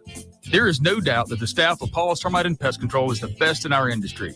All of our people are local, and local really does mean something. We're North Floridians. Our kids go to school here. We shop here. We build relationships here. And we honor our commitments. To all of our customers, thanks for trusting us to protect your family, pets, and home. For the elimination of termites, any other pests, and a greener lawn too, call Paul's. We'll get them all. Honey, I just got a text from Dave. He wants us to come over for a barbecue. What's our excuse for not going? Oh, no need for an excuse anymore because Dave got a new girl from Hearth and Patio. Oh, thank goodness. Dave, we will be happy to join y'all this weekend, and congrats on the new grill from Hearth and Patio.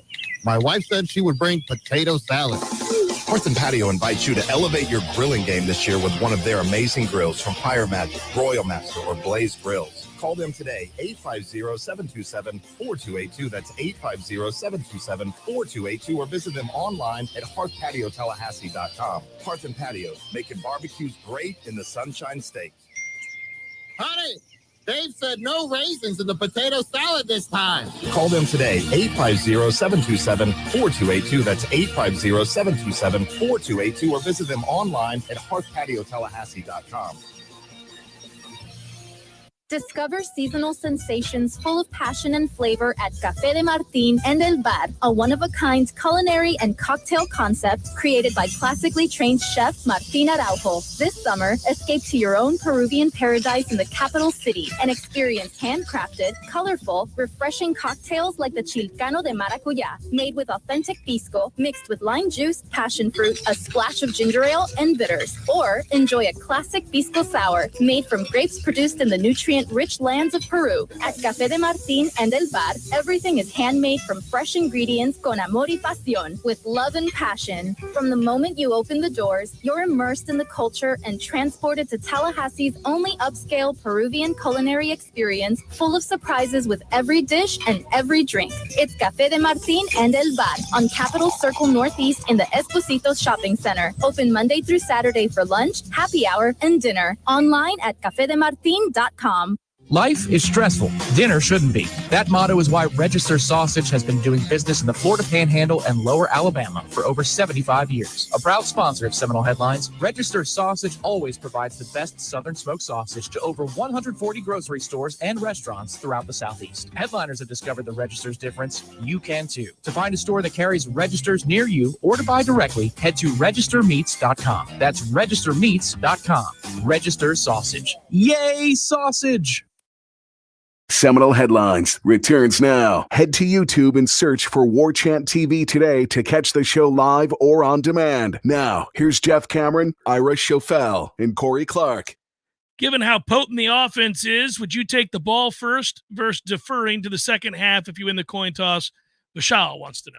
We've talked about this before. It comes up a lot for some reason. I think this is a hyper-focused on, I'm not knocking the question, it's a hyper-focused on thing for fans or listeners of the show or fans of Florida State football. I find that interesting. I never care. I would kick off both halves to make it fair. I never care whether my team kicks or defers. I don't care. I think you want the ball to start the second half. Usually. Yeah, so you're going to defer. Usually. There are exceptions, I guess. It doesn't really matter in the long term, but I think you'd rather know going into halftime, we're getting the ball to start the second half. And Norvell does a good job, just like Jimbo did also. And most coaches try to get that 2-for-1 if you can. Yeah. And, and so I'm sure they'll kick off, but it's tempting, man, with this offense. It tempts me a little bit. It would tempt me too. They are loaded. With all the conference realignment talk, you think our softball team and soccer team will still be dominant no matter if we go to the Big Ten or the SEC? So saying if they don't and they stay here? Will still be dominant whether they go to the SEC, Big Ten. The softball record would not be what it normally is. I mean, if they're in the softball SEC. in the SEC is a little bit better. But, I mean, you would make sure you keep your coaches. Yeah, you'd be able to pay them better. Yeah. Greg writes, worst hire in FSU history of FSU athletics. Okay. He says he votes for Stan Wilcox. Well, at FSU, he oversaw the end of the Jimbo era. Well, the end of the Jimbo era wasn't Stan Wilcox's fault. He was an ingredient. But Jimbo was falling to pieces the without the ingredient. aid of Stan Wilcox. Gave a bad coach a 6-year deal after basically no search, tried to play football on the cheap and got the program into debt post FSU. So he's voting Stan Wilcox. Well, and then after today's ruling, a lot of people are going to agree with you. A lot of people are bringing up old Stan because he's at the NCAA and that's his apparently purview or part North of Carolina apparently had a wide receiver they were counting on that got denied a waiver too. All right. So it wasn't just Florida State. Well, and love Leonard Hamilton, but Primo Spears is in that boat. The one of the basketball players, one of the transfers they brought in. So it's not looking good, is what you're trying to tell me? Well, I mean, if they're going to be a hard line about it, not ideal. There's got to be. I mean, Stan was the AD when wasn't Stan involved making Jimbo the head coach in waiting? No, he was out. He was after that. Yeah. No, he was. No. Okay, he didn't do a lot. He didn't do great. In fairness, Stan came right before the national championship. Yeah, in fairness to almost every AD post Dave Hart, none of them actually had a whole lot of autonomy. Right. Yes, correct. All right. So just fellas, I know it's not option 1 or 2, but give me a percentage chance that we end up in the Big 12. Greg, I'm going to say I'd say it's option 2. No, it'd be option 3. SEC and Big Ten are 1 and 2. Oh, what did he said Big 12. I'm sorry. Right. Yeah, okay. Oh, yeah, no, that's a percentage chance, 2%. I would say 2 to 5%. Hopefully less than 10. You're not getting enough money Yeah. for the cost of having to go to Lubbock in Waco and places like that. Again, I've seen a lot of good spots in Waco. I went down a road where a lot of American history happened, Ira, back when you were in college. Great American history. Not great, but American history. American history. Oh, man. Yeah, I don't want to go to Waco or Lubbock. What about Manhattan, Kansas? Or Manhattan, Kansas. Not a lot of places in the Big 12 that you're like, yeah. Ames. Maybe now with Tempe. You go to Tempe and Tucson. That's true. Tempe's fine.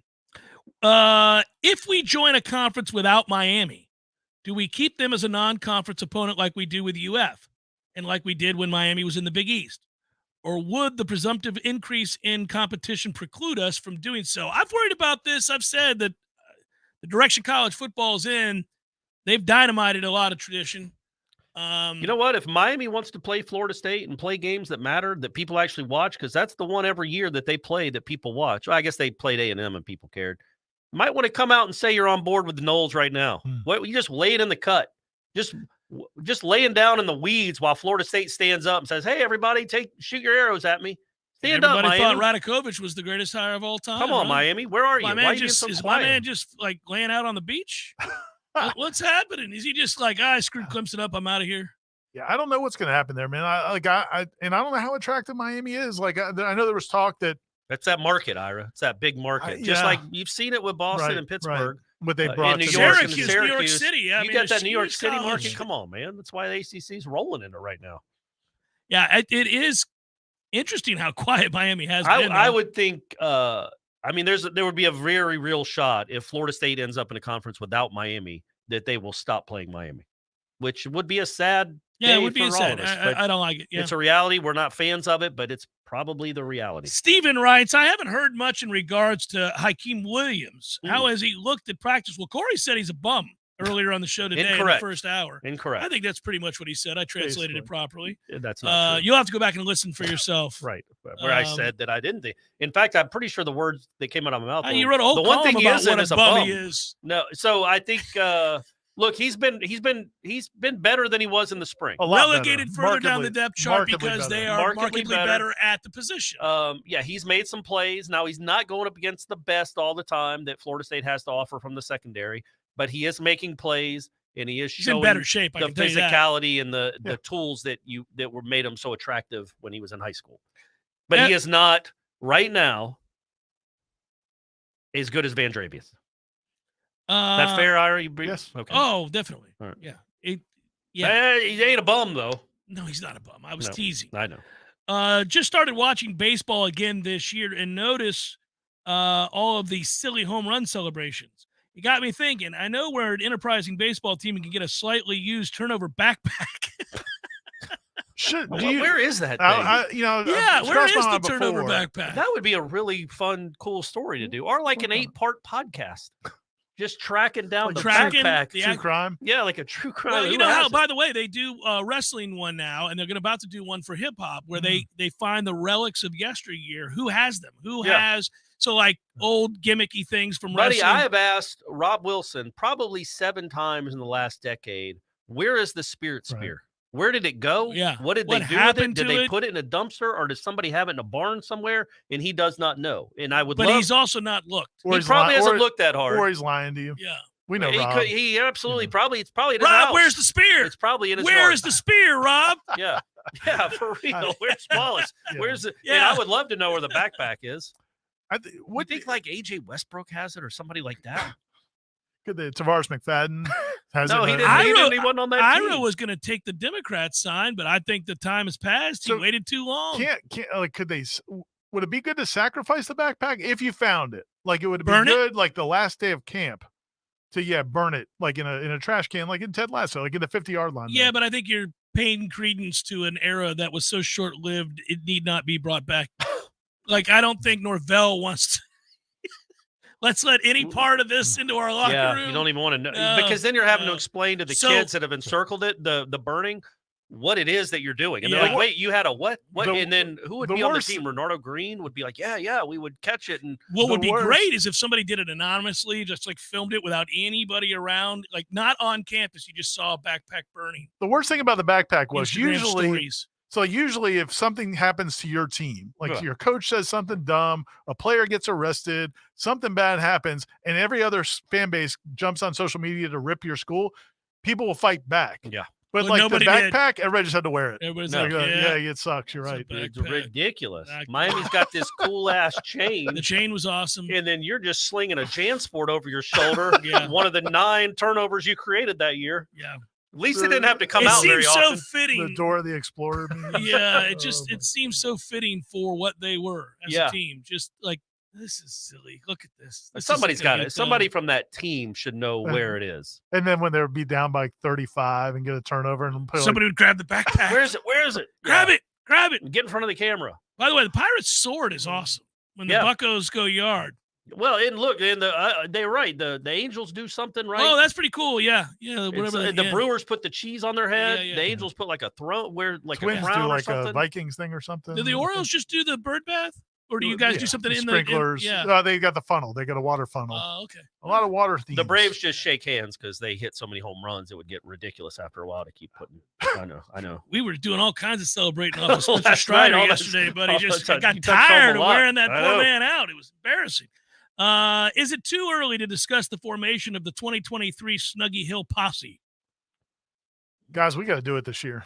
I mean, we say it, but it's not on us because we got to be up in the box. I mean, it would help if Jeff went there. I try to avoid Wake, but I'll go. You're saying that you now. Want me to round up the posse? If people know that Jeff is going to be there at Snuggy Hill. Well, and then this turns south and I get arrested. No, you comport yourself well. I will. I can't, but anytime you get a posse together. Well, you can't be responsible for what other people do just based on your words. No, but speaking seriously, I do have a couple of friends who are going to the game this year because they're hopeful that this is the last trip to Snuggy Hill. And they've never been before. Need to be there and screw Wake Forest, man. Yes. It's ridiculous. I already said let's beat them like a drum and run it up. And burn the hill. If Mike is listening, Mike, seriously, I love how you've embraced rivalry games and you say they mean more than other games. Wake has kind of earned this. I kind of want him to get into that mode where he doesn't refer to it as Wake Forest. You won't use their name? Yeah, it's that school up that created Krispy Kreme, where Krispy Kreme was created. Winston said that hyphenated city. We're going up to that hyphenated city. We're going up to Arnold Palmer's old place. With the hill. And they got the hill where people bring their blankets. He should have just asked the week of the game, what's the most points ever scored up there on the hill? Yeah, it's 59 probably, right? Wait, man, if this team's undefeated at that point in the season, we're taking the hill. Take the hill. We're not taking no for it. Kicking onsides up 40. Kick that onside kick. Let's go. Do it. They need it. But yeah, Florida State fans, there's always a lot there. It's a good chunk of people there. Instead of sitting in your seats, go to the hill, man. Just go. They can't stop you. I don't think. I got to look into that. I don't think you buy tickets. I don't think you buy tickets for the hill. I think you said that last time, and it turned out you did. I think. Well, then you know what? I'm as soon as I leave here, I'm calling. I'm gonna call the Wake Forest ticket office and ask if I can get tickets on the hill. I should do that on the show. Buying? It's supposed to be a posse. How many are you gonna buy? No, I'm not buying. I'm asking if they're available to buy. Well, you know what? We should buy if they are. Right here on the commercial break. Let's do this right now. Right. Seminole Headlines, 93.3 Real Talk Radio, Warchant TV.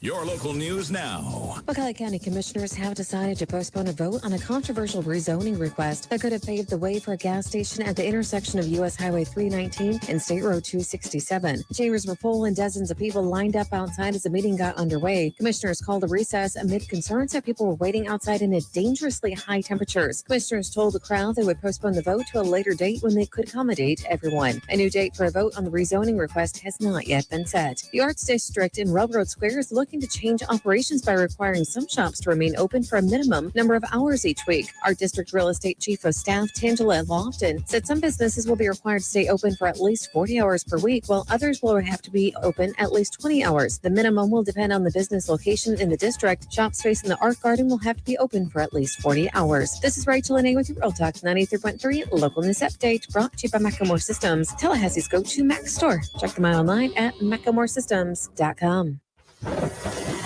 This is meteorologist Paul Trombley with your Real Talk 93.3 weather update. An excessive heat warning continues until 8 p.m. tonight. An excessive heat watch begins at 11 a.m. tomorrow and continues until 8 p.m. tomorrow night. Scattered thunderstorms likely this afternoon, otherwise partly cloudy. Daytime highs approaching 96, southwesterly winds 8 to 15 miles per hour. This report is brought to you by the Lawn Johns. For all your landscaping and lawn care needs, visit thelawnjohns.com. Right now, 96. Attention radio listeners, this is a Foodies Takeout and Delivery new restaurant alert. Now available for takeout and delivery from foodiestakeout.com. The Hawthorne Bistro, Jerry's Love on a Plate, Coach's Pizza, Munchie's Pizza, Red Eye Coffee, Lofty Pursuits, OG Subs, Dave's Pizza Garage, Sakura Sushi, and many more. Find a complete list of locally owned restaurants offering takeout and delivery at foodiestakeout.com. That's foodiestakeout.com. Don't just shop local, order local.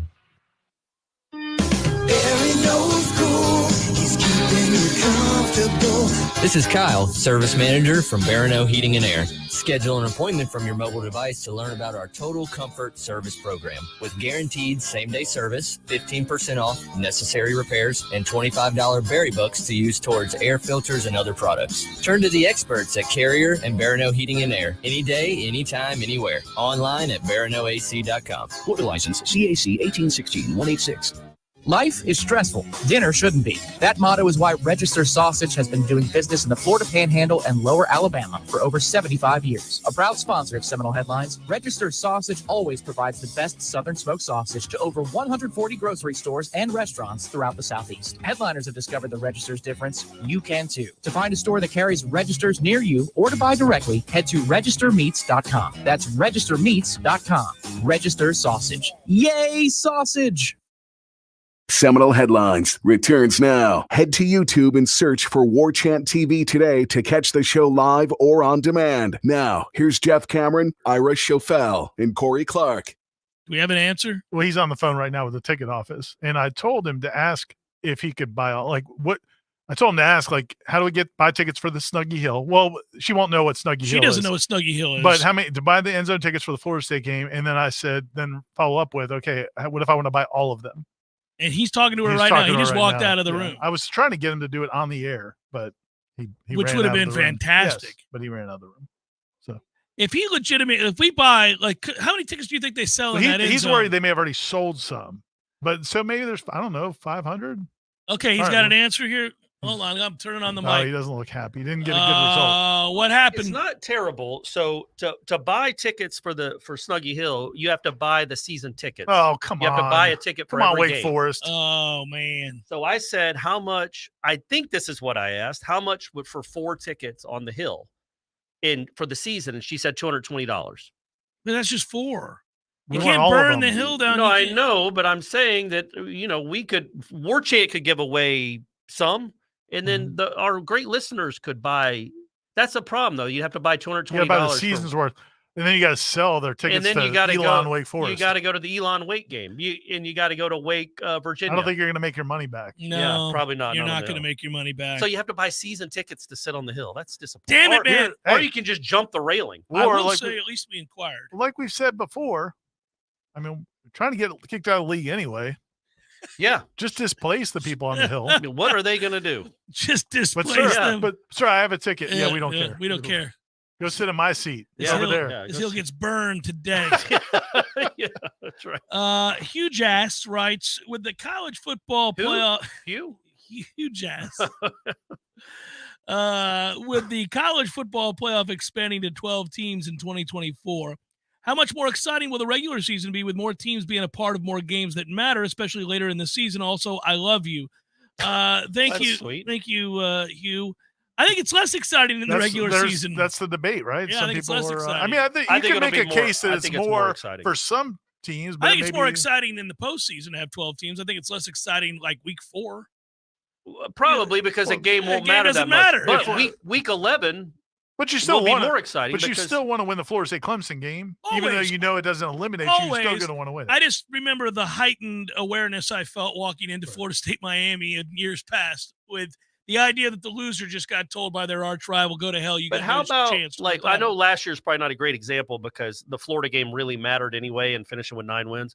But if that game had been a spot for like a playoff spot, I mean that would have. I mean that's you weren't just out of it. Like Florida State was out of it in early October. They wouldn't have been out of it then. And I think it will add September will be worse.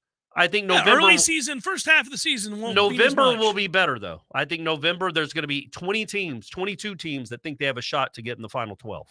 John writes, since LSU and FSU seem like a toss-up, why does Vegas have them by 2? What am I missing? Is there any insight?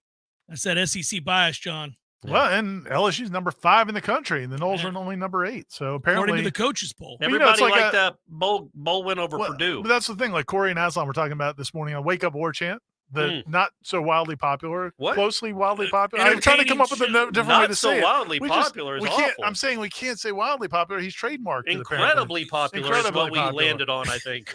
Yes. Not so wildly popular. After I rightfully accused him of stealing my we went to incredible. But you guys made a good point that the perception of LSU is so, I don't know, it's not, what's the opposite of tainted? Like it's elevated based on their bowl game, but they did not look very good late in the season. Yeah, they played a coachless Purdue team where all their best players sat out. But their 2 losses in the season, Texas A&M. They give up 38 to that A&M team. They didn't need to win that game, but yes. And then we're down 35-10 to Georgia at half. And I know Georgia was really good, but that defense got wrecked.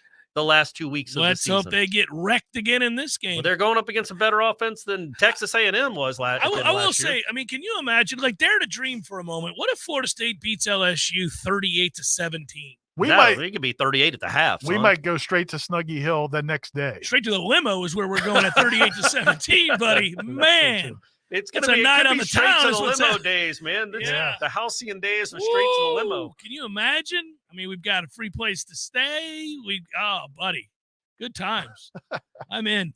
Why would it be a good idea to wait until after the 15th to inform the ACC that Florida State is going to leave? Yeah, why would it be a good idea? Why would it be a good idea to wait? Yeah, I don't know. Oh, he's saying like till next year or something. Like why wouldn't you just do it now? I think they should do it now. They might. Yeah, they might. They might. That might have been a whole setup, though. Not a setup, but I think if you intend to leave, which I think clearly they do. They clearly they do. Yeah. You might as well say it. Because you're not saying in 17 hours. Yeah. You're saying I intend to leave. All right, well. So prepare. Let's make it happen. Let's make it. Yeah, let's get the hell out of again, it. I can't keep bringing this up enough, but we got to see how this Cal Stanford thing shakes out. Benjamin writes, when is FSU's emergency board meeting? I know, impossible question, but I thought I'd ask it anyhow. Also, expansion, a viable one-way ticket for FSU. When's the emergency board meeting? He's talking hypothetically. Yeah, when are they going to make the move and make the jump? I asked somebody who works at the university today at practice. I was like, so how many questions do you get about this? And he showed me his phone, and it was just like text. It was like, It can't be. There really can't be anything else because there aren't a lot of question marks about the football team. Right. So, I mean, you're in a situation where that's all you're going to get if you work for the university and you've taken this public stance that you have. And I get that. They had to have welcomed that, right? I mean, if you're Peter Collins or anybody else, Michael Alford and the president, I mean, you guys have come out publicly repeatedly and said, this isn't going to work. This isn't going to work. And you've presumably fed information to people. And so at this point, that they have to know that question will happen until they make an announcement. Now, even if that announcement is just, we intend to leave, I think that would suffice. I don't think anybody needs to know I tend to leave on, July 7th of next. You know what I mean? I just tell everybody publicly, we are going to leave. I hope it happens. Certainly it's early on in camp, writes William, understanding they haven't even had a practice in full pads yet, but early prediction time. Who is the most likely candidate to be wide receiver 3? Outside of Johnny and Keon, of course. Love the show. Yeah, those two are 1 and 2. And I just keep coming back to Vendravius Jacobs. He's so good. I can't help myself. I mean, he was awesome in the spring. He already looks good here now. There are options. It's nice that they have options. Winston Wright's going to get playing time. Other guys are going to get playing time. We've already said Destin Hill will get playing time. How quickly he Portier was probably the best guy, the most consistent guy they had all spring. Yeah. Yeah. So when you bring up WR3, are we talking about third in receptions or slash receiving yards? Or are you talking about the third receiver position? Yeah, the Kenny Shaw to the. Yeah. Well, I mean, he was both. He was third and the slot guy. But if you're thinking about the slot, I just think. Yeah, man, I think there's a chance it's 19. I think Destin Hill is going to play a good bit. Winston Wright will, too. Winston Wright is going to play a good bit. The thing is, man, you can put other guys in the slot, too. You got Joe Feely, you got these tight ends. You got a lot of options. Yeah, and I think we can. I think it's impossible, really, to predict any numbers for anything on offense because there are so many weapons. I got asked by somebody, and we're all asked to do radio interviews. I got asked by somebody, will Jordan Travis win the Heisman? And I said, well, I don't think so. And they're like, oh, well, you're not as high on him. I'm like, oh, I'm really high on him. But I mean, his numbers are going to get in many ways diminished by the fact that they have so many people to turn to in a given week. I mean, the game plan can change week to week.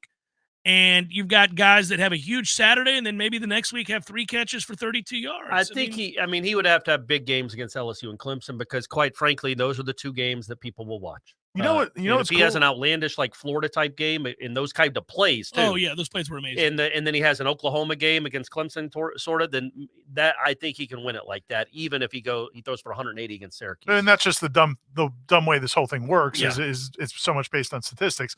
The cool thing about Jordan, and we've all talked about this in different ways, but it just crystallized to me today. When a play breaks down in practice, the receiver either runs the wrong route, whatever it is, there's miscommunication. Yeah. We always watch to see, okay, who do the coaches get onto? right? It's never, ever Jordan. Like, it's No. never, ever, ever Jordan. It's Yeah. always the receiver. It's always the running back. It's always the tight end. Yeah. It's never Jordan. That's pretty cool, man. The only I saw Jordan make his first bona fide mistake today, and it wasn't a play breakdown. He just overthrew Johnny Wilson, which was an easy touchdown, and he was so mad at himself. You saw he threw his towel down, walked away. They didn't say a word to him because they didn't need to. He just physically missed the play. Just remember the conversations Jimbo would have with quarterbacks. You know, even if it was Ponder, or even if it was when Jameis. I mean, like there's times where the quarterback's not seeing it the right way. It seems like Jordan is always kind of seeing it the right way. And then when you add in those weapons in that line, that's why. If he's always throwing to the open guy, and you have to be pretty confident that somebody in that team's going to be open. Correct. Almost every play, then you got a good guy leading it. A couple of things here, guys, that we probably have to be fairly careful about, but I do want to address them so they don't think they're getting ignored. First one is FSU alum 04 writes, can you guys elaborate on the Winston Wright injury? No, not really. We really can't. All we've heard is that he was in a car wreck. At the time, it said that he would never play again. Now he's back. I'm reading the question. So now he's back on the field playing what sounds like at a high level again, which is good. What exactly happened? Other than saying he was in a car wreck, we really probably don't want to expound. Devastating leg injury. Yeah, that's all you can say. And it was something that you don't just heal from. And, you know, if it was a broken bone, as simple as that, it would have been 6 weeks or whatever. Yeah, so he had multiple leg problems there. And so that's all you can really say. And then this kind of falls under the same purview here.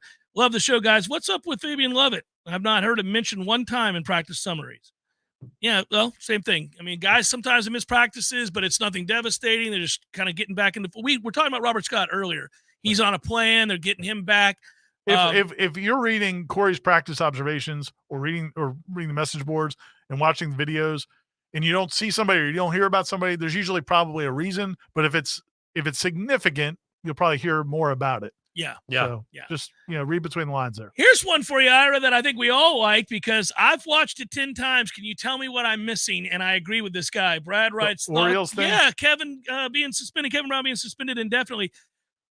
What is it he's suspended for? Corey and I were talking about it earlier today. Is it because he pointed out their terrible record? I don't buy that it's that. I just think there's something else on top of it. Does Peter Angelo still own the team? Yes, but is he alive? Is he conscious? Well, what I would say is that Peter Angelo has suspended announcers in the past. John Miller, for example, famously lost his job for saying something that he perceived to be critical. But that was so benign. I agree. And it was complimenting them for not being that team anymore. But I'm curious, there's nothing else. What else could he be talking about? Is there something else out there? Maybe they got on suspended for a lot of reasons that we don't know about. Or maybe somebody in the front office got onto him about it and he told him to F off. I'm saying I just don't believe it's just that. Maybe it is. It is amazing to me how this is the whole world. Because we love the Orioles, man. No, because we've had examples in the last 5 years of announcers saying ridiculous things and being suspended more than once. But this wasn't anywhere near. It would have been cool if Castellanos had hit a deep fly ball to left. There's a fly ball as deep he's to left. Pointing out the Rays. That's my point. Is that everybody who clicked on that when it was announced that he had been suspended was waiting to hear for this guy say what did something he say? crazy. Yeah, and it wasn't anything. So you're like, okay, he's going to say something racist. He's going to say something sexist. He's going to say something homophobic. He's going to say something political. He's going to say something, and we're watching, and everybody's going, he doesn't say anything. What's the problem? And in fairness to Brenneman, he thought they were on a break. Never start a sentence with "in fairness to Brenneman." I forgot his name. By the way, I looked it up real quick. So if my math was right, I did say $220 for 4 tickets, right, for the season.